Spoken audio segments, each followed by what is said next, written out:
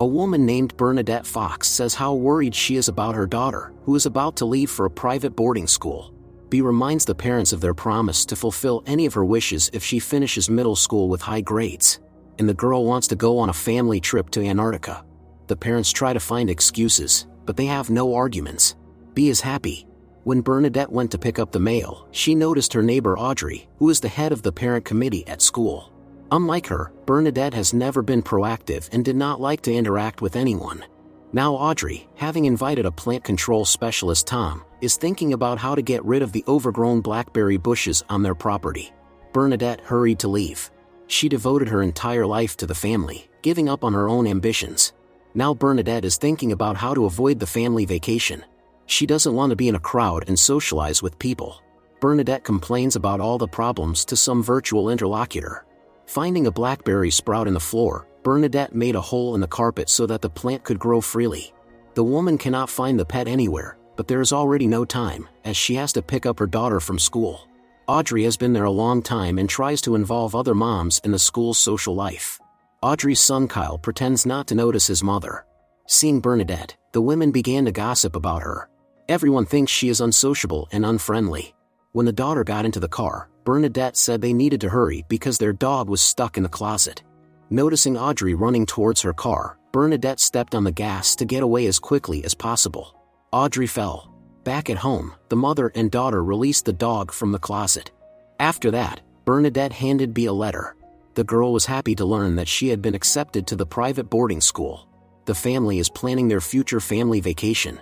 For Bernadette, the most important thing is to interact with people as little as possible. Bernadette suffers from insomnia and spends 3 hours reading about Antarctica on the internet. Then Bernadette talks to herself, speculating aloud about how she will cope with seasickness during the trip. The next day when Bernadette visited the city library, a girl called out to her. She was delighted with Bernadette and her architectural projects, which she learned about from an online video. Bernadette refused to take a photo with the girl and hurried to leave. That night, she can't sleep again and is looking on the internet for information about herself.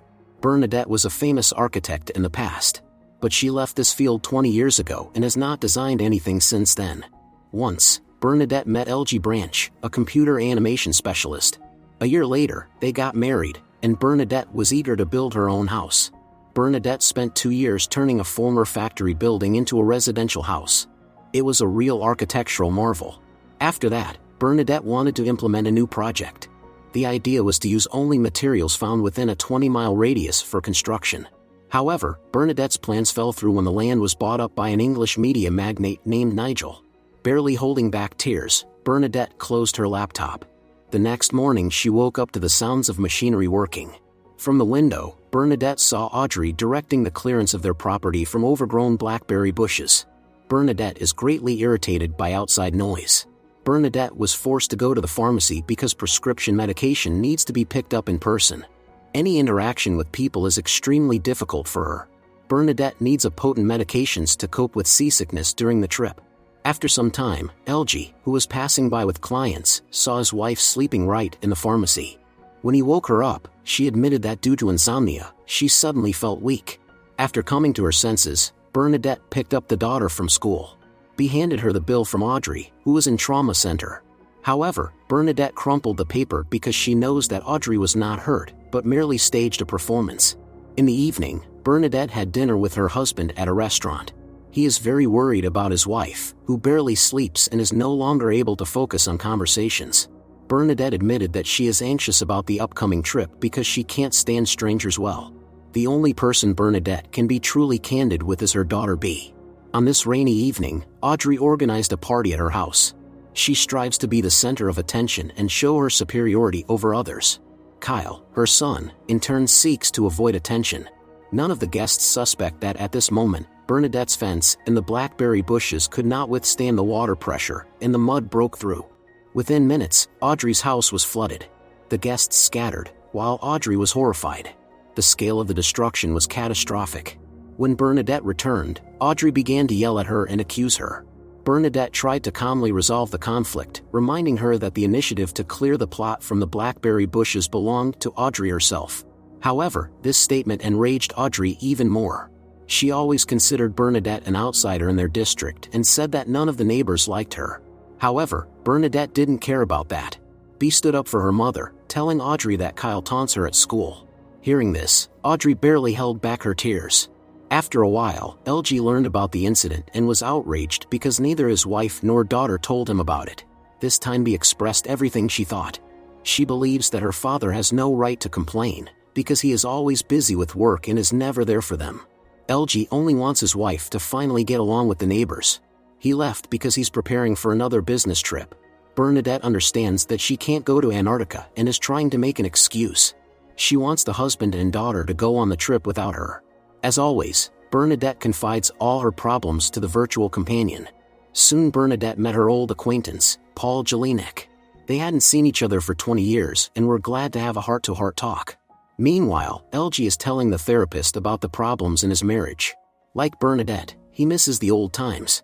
They used to have bright life plans and enthusiasm, but now it's all in the past. The spouses lost mutual understanding.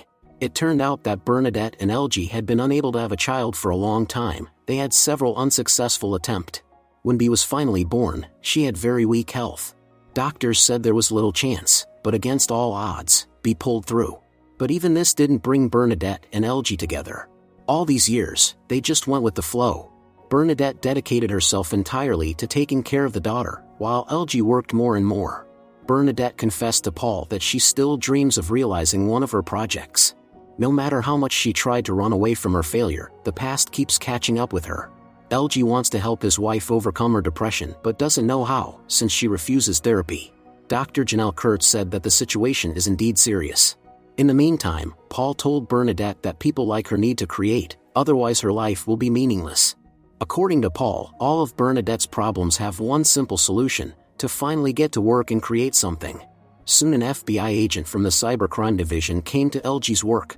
According to the agent, LG's wife has been corresponding for some time with a certain Manjula, who does not actually exist.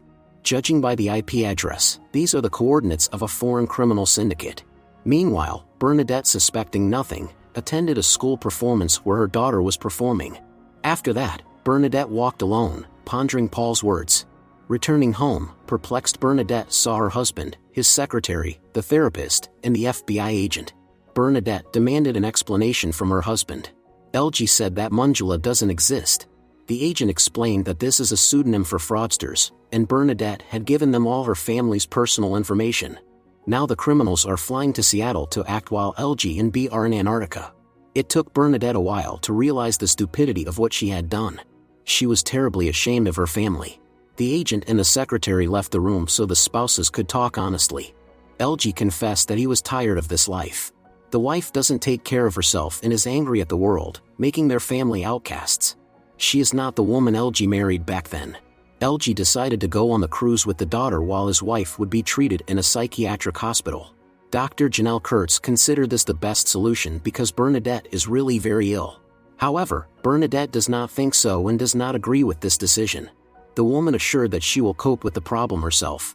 Of course, LG did not believe her. He's just tired and wants his wife to be healthy.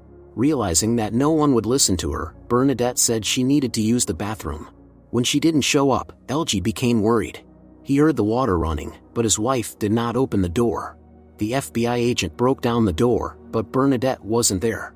She escaped through the window and in desperation went to Audrey for help. While her husband and the others were looking for her, Bernadette asked Audrey for forgiveness for everything. She admits her guilt and wants to make things right. Now Bernadette has nowhere else to go. She has no friends, and this is the only place where no one will be looking for her. Suddenly there was a knock at the door. It was LG's secretary, who was also a friend of Audrey's. She said that Bernadette had run away. However, the woman doesn't even suspect that Bernadette is actually hiding right here. Audrey assured her friend that she hasn't seen Bernadette and has no idea where she could be. The secretary left, while the FBI agent reported that the fraudsters were intercepted at the airport, so the investigation was closed. Audrey and Bernadette are having a heart-to-heart conversation. Audrey talked about her complicated relationship with the son and his problems in school. Audrey doesn't mind if Bernadette wants to stay with her for a while.